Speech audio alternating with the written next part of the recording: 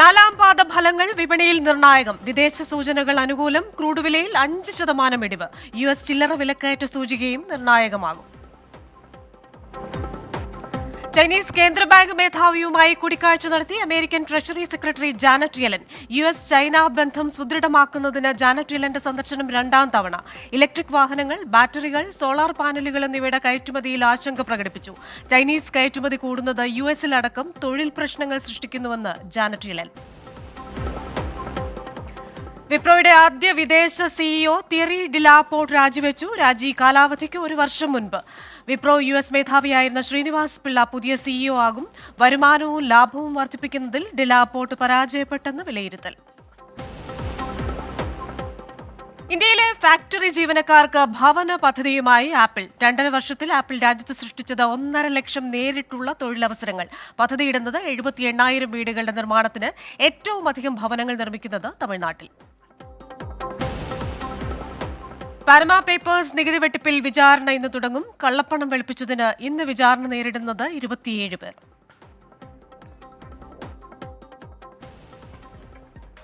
കഴിഞ്ഞ വെള്ളിയാഴ്ച റിസർവ് ബാങ്കിന്റെ ധനനയ പ്രഖ്യാപനം വന്നിരുന്നു. പ്രതീക്ഷിച്ചതുപോലെ തന്നെ നിരക്കുകളിൽ ഒരു മാറ്റവും വരുത്തിയില്ല. അതുകൊണ്ട് തന്നെ ഈ നിരക്ക് അധിഷ്ഠിതമായ ഭവന വാഹന വായ്പകൾ എടുത്തവർക്കൊന്നും അവരുടെ EMI-യിൽ പ്രതിമാസ തവണയിൽ മാറ്റമുണ്ടാവില്ല.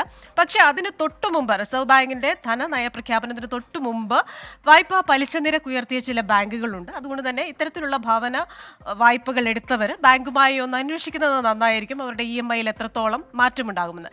ഇന്ന് വിപണിയിലേക്ക് വന്നു കഴിഞ്ഞാൽ വിദേശ സൂചനകളൊക്കെ അനുകൂലമായിരുന്നു. അതുകൊണ്ട് തന്നെ ഇന്ന് വിപണി ഒരു പോസിറ്റീവ് തുടക്കത്തിലാണ് നമുക്ക് കാണാൻ സാധിക്കുന്നത്.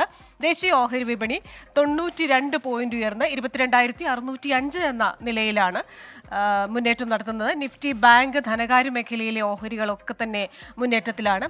ഇനി ബോംബെ ഓഹരി സൂചികയിലേക്ക് വന്നു കഴിഞ്ഞാൽ 376 പോയിന്റ് ഉയർന്ന് 74,614 എന്ന റെക്കോർഡ് നിലവാരത്തിലാണ് വ്യാപാരം നടക്കുന്നത്.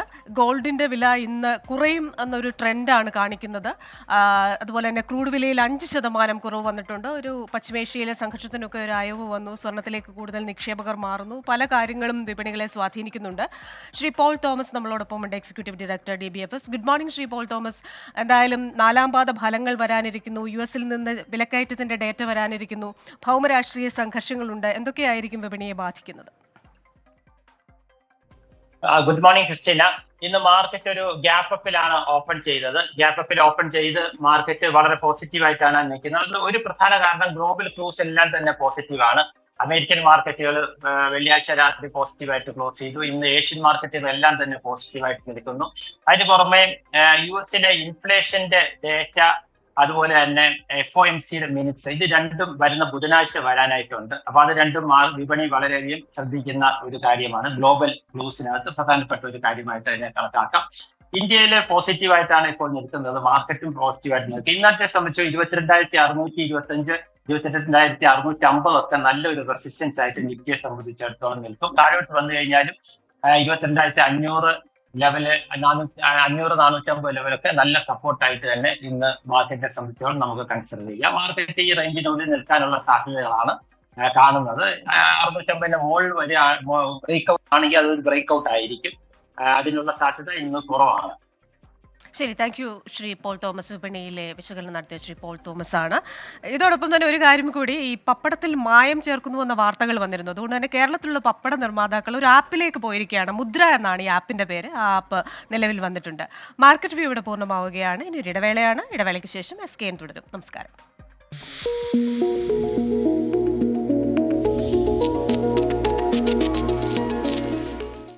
DBFS മാർക്കറ്റ് വ്യൂ സമർപ്പിക്കുന്നത് DBFS wealth management and non banking finance.